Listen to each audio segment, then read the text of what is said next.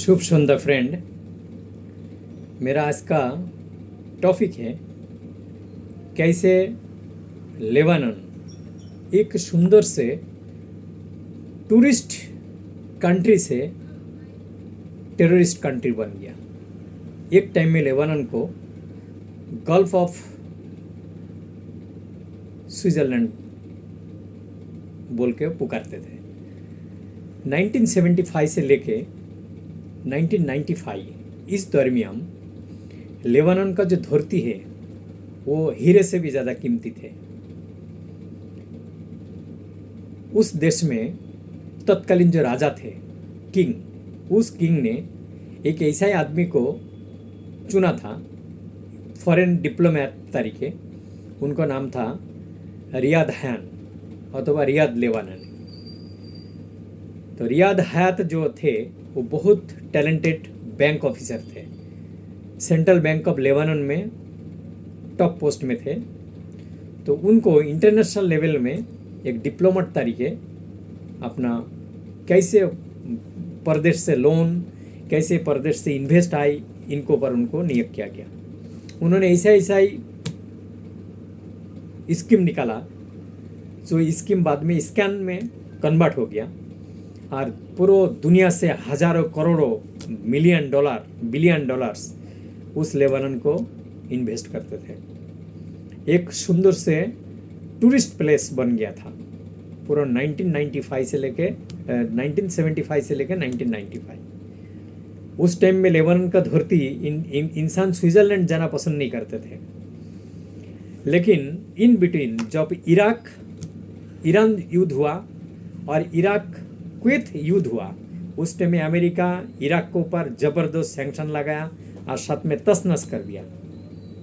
साथ में कुछ जॉर्डन के ऊपर भी इफेक्ट हुआ था, जो इजराइल और जॉर्डन को कॉन्फ्लिक्ट हुआ था। साथ में सीरिया भी कूद पड़ा था क्योंकि लेबानन को नॉर्थ ईस्ट साइड में ही सीरिया।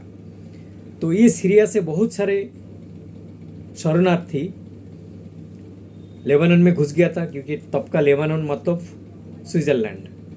जॉर्डन से घुस गया, इवन ईरान से भी पैदल चल के सब चला गया था। जाके वहाँ पर अचानक शरणार्थी क्राइसिस हुआ और धीरे धीरे वही लेबानन, फिर भी उन लोग को कुछ दिन थोड़ा तकलीफ था, लेकिन 2001 से फिर से उन लोग को ग्रोथ शुरू हो गया। क्योंकि उस टाइम में ए रियाद हयानी उसने क्या किया, एक नया स्कीम लाया जे जितना पैसा बैंक में आप डालोगे उसको साल में आधा पैसा आपको मिलेगा, आधा बैंक को पास रहेगा। मानो आप 1 लाख अगर आप इन्वेस्ट करते हो तो 1 साल बाद आपको 50,000 रिटर्न जाएगा, लेकिन आपको अकाउंट में 1 लाख ही दिखाएगा। उस टाइम में कोई भी इंसान इस फंडा को समझ नहीं पाया। पूरे देश दुनिया से इतना बड़ा इन्वेस्ट, फिर से लेबानन उतना ही ग्रोथ कर लिया। आ गया 2016, तब जाके पता चला ये पूरा फ्रॉड है। सारे बैंक खत्म हो गया, सारे सब कुछ बर्बाद हो चुका। ऐसा करते करते वही लेबानन धीरे धीरे उस टाइम में ये जो ईरान का अली खमीनी, आयतुल्ला खमीनी, इसको पहले उस लेबानन को बर्बाद करने के लिए वहाँ पर हिजबुल्लाह का नेटवर्क तैयार कर लिया। जब इंसान करोड़पति से रोडपति हो जाता है तो उस टाइम उन लोग को ना कोई धर्म रहता है ना कोई जात रहता है। क्या करता है, वो कुछ भी करने के लिए तैयार हो जाता है। सबसे इजीएस्ट वे था कैसे भी करके आतंकवादी बनो, पैसा लाओ, और इजराइल हमारा दुश्मन है उसको सबको मन में ये डाला गया, इजराइल हमारा दुश्मन है, इजराइल को खत्म करो। ये लेबानन 2006 से 2016 का बीच में जो सेकंड ग्रोथ आया था, उसको बाद उसको पतन ऐसा ही शुरू हुआ जैसे ताश का पत्ती गिर जाता है आसमान से। पूरा ढेर हो चुका, बैंक करप्टेड, सारे bank balance, international foreign reserve, GDP सब कुछ फिनिश, सारे टूरिस्ट रातारात गायब हो गया। टेररिस्ट मूवमेंट्स, इंसान को मन में भर दिया गया जहर, जो इजराइल काफिर है, वो मुस्लिम का दुश्मन है, उसको नाश करो, बस। इन बिटवीन 2006 में ये लेबानन के साथ इजराइल का एक बार झड़प हुआ था और उसमें इजराइल काफ़ी मार खाया था क्योंकि उस टाइम में लेबानन के पास पावर था। आज देखो हालत। ऐसा ही करके लेबानन का जो धरती है वो एक टूरिस्ट पैलेस से टेररिस्ट पैलेस बन गया, पूरा अर्थनीति खत्म कर लिया। एक ही इंसान ये जे रियाद हयान करके जो है उन्होंने सत्यानाश करके चला गया। सारे जितना सारे स्कैनर था, स्कैम लीडर था, वो सारे सब फॉरेन भाग चुका। लेकिन आज लेबानन में आपको मालूम है वहाँ पर कोई प्रेसिडेंट नहीं है।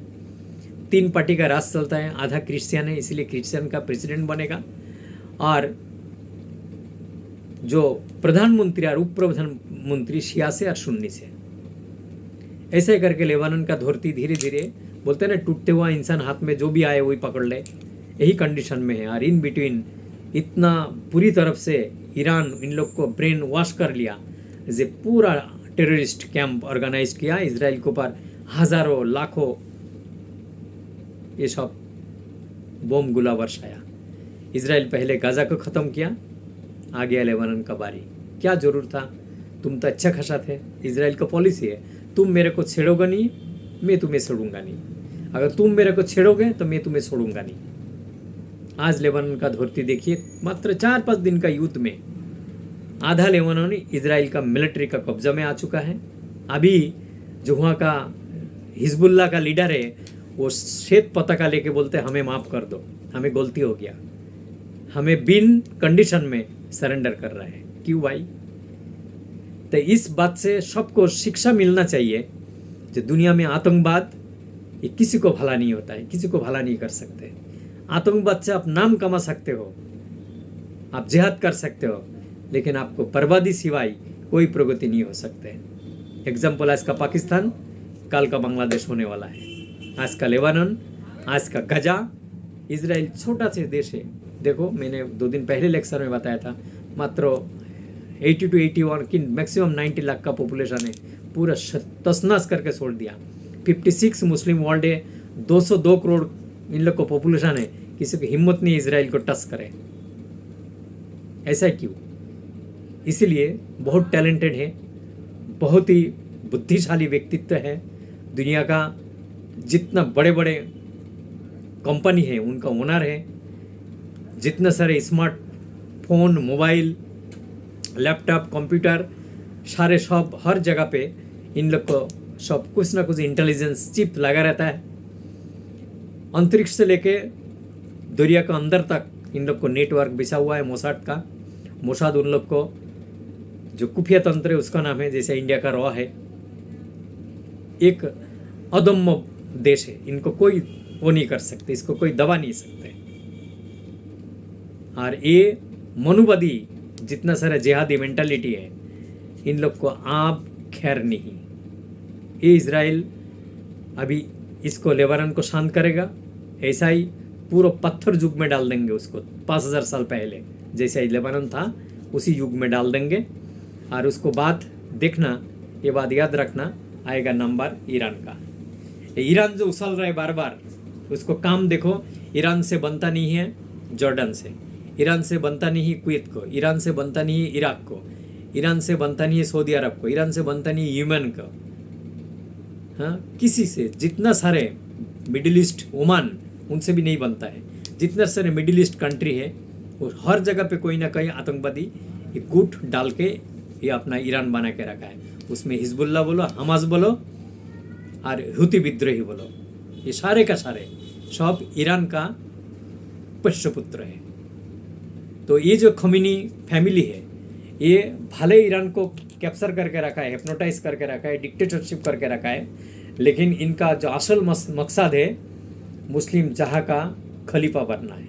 लेकिन खलीफा बनने का चक्कर में पूरा वर्ल्ड में after Pakistan, Iran the second country who export terrorist and terrorism. Simple से बात है, हर एक जो खतरनाक पॉलिसी अथवा व्यक्ति बोलो उनको एक दिन नाश होने ही वाला है। चाहे आप रामायण महाभारत में देखो कितना बड़े बड़े राक्षस, आखिर उन लोग को भी पतन हो चुका है। तो इसी प्रकार ये जिहादी मेंटालिटी लेके आप दुनिया में ज़्यादा दिन टिक नहीं सकते। आज उसी का परिणाम, गाजा ख़त्म, आधा गाजा इजराइल ले लिया, आधा लेबानन इजराइल ले लिया। अभी देखो ये जो अग्रसन, ये जो आगे और कहाँ तक चलते हैं वो आगे का दिन बताएगा। लेकिन एक मैसेज तो दुनिया को जाना चाहिए, जिहादी मेंटालिटी अभी बंद करो, शिक्षा हाथ में पकड़ो, यही जीवन का युद्ध होना चाहिए। शिक्षा ही जीवन का युद्ध होना चाहिए, शिक्षा से ही जिंदगी को आगे लड़ के आगे जाओ। ये सब जिहादी मेंटालिटी लेके पाकिस्तान बर्बाद हुआ, अफगानिस्तान बर्बाद हुआ, इवन हमारा भारत में भी इसी प्रकार मेंटालिटी लेके हजारों लाखों संख्या में आज ये मंदिर भांग रहा है। आज यहाँ पर सेम बांग्लादेश का हालत देखो, ये जितना सारे जिहादी मेंटालिटी लेके आप अपना ये होल्ला मचा रहे हो, आप नारा लगा रहे हो धर्म का नाम पे, ये ज़्यादा दिन चलने वाला नहीं है। दुनिया में अभी जो मॉडर्न एरा चल रहा है, इस एरा में एक ही सिद्धांत है, पढ़ो बढ़ो। आप पढ़ोगे तो आगे बढ़ोगे, और पढ़ने के पश्चात आपको टैलेंट डेवलप्ड होगा, और उस टैलेंट से आप दुनिया के ऊपर राज कर सकते हो। जैसे भारत का कितना सारे सीईओ पूरा दुनिया में राज करता है, इजराइल का जितना सारे खुफिया नेटवर्क बोलो, जितना सारे इंटेलिजेंस शिप बोलो, जितना सारे कंप्यूटर बोलो, इवन आज तक जितना 86 ना 87 नोबेल अवार्ड मिला है आज तक, उसमें 36 तो इजराइल का है। एटम बोमा जिन्होंने बनाया था वो इजराइल की है ना। जितना सारे इंटेलिजेंट पर्सनालिटी वो सारे, क्या वेपन्स है उनको पास, क्या टेक्नोलॉजी है। आप देखो चुन के मार रहा है, किस बिल्डिंग के अंदर हथियार छुपा हुआ है, पूरे स्कैन करके वहाँ ही मार रहा है, सटीक निशाना। पूरा हमास को ख़त्म करके लेबानन को भी पता चल गया जो मैंने हाथी से पंगा लिया। मैं तो हूँ मच्छर, लेकिन हाथी से पंगा लिया। अभी ये हाथी जंगली हाथी बन चुका है, इसको रुकना आज किसी को हक में नहीं है, किसी का हाथ में भी नहीं है। तो मित्रों, मैं सबसे एक ही चीज़ प्रार्थना करता हूँ, आशा करता हूँ, जब आप अपना बच्चों को ऐसा ही शिक्षा दीजिए जो एक अच्छा इंसान बने, अच्छा संस्कृति से, अच्छा डिग्री से वो अपना टैलेंट हासिल करे। पूरे दुनिया में अभी आज उसी चीज़ का बोलबाला है, जो आपको अंदर क्या टैलेंट है, आपको अंदर क्या क्रेडिबिलिटी है, आप उस चीज़ से आगे बढ़ो दुनिया में। नहीं तो इस संसार में ये मूर्खवादी जितना सारे एक्सट्रीमिस्ट है, टेररिस्ट है, रेडिकलिस्ट मेंटालिटी है, इन लोग का हालत अफगानिस्तान, पाकिस्तान, बांग्लादेश, ये लेबानन, गाजा, इन लोग को जैसे होने वाला है, कोई रोक नहीं सकते। और मैं सर्वे धर्मों, सर्वे दुनिया में मैं एक ही बात बोलना चाहूँगा, आज का दिन युद्ध का दिन नहीं है। युद्ध से किसी को भला नहीं हो सकता है। युद्ध शुरू कर सकते हो, लेकिन ख़त्म करना वो अपना बात नहीं है।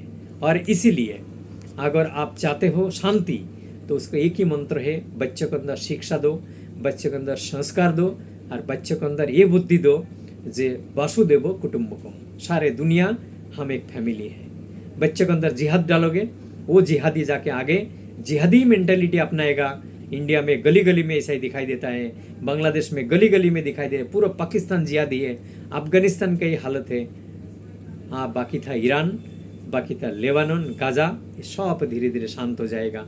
तो अब जाके शायद इन लोग का अकेला आएगा जे सनातनी वो दुनिया में किसी को ना बुरा चाहता है, ना किसी को पूरा करता है, इसको नाम है सनातनी। तो मित्रों, ऐसा ही मेंटालिटी लेके अगर हम आगे बढ़े वासुदेव कुटुंबकम, तो मेरे ख्याल से दुनिया में ना कोई एटॉमिक वेपन्स का जरूर है, ना कोई किसी का हथियार का जरूर है, क्योंकि हमारा भगवद गीता में बोला हुआ है सबको हाथ में एक पेन होना चाहिए।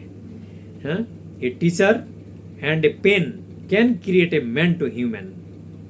Thank you, have a nice day, thank you very much.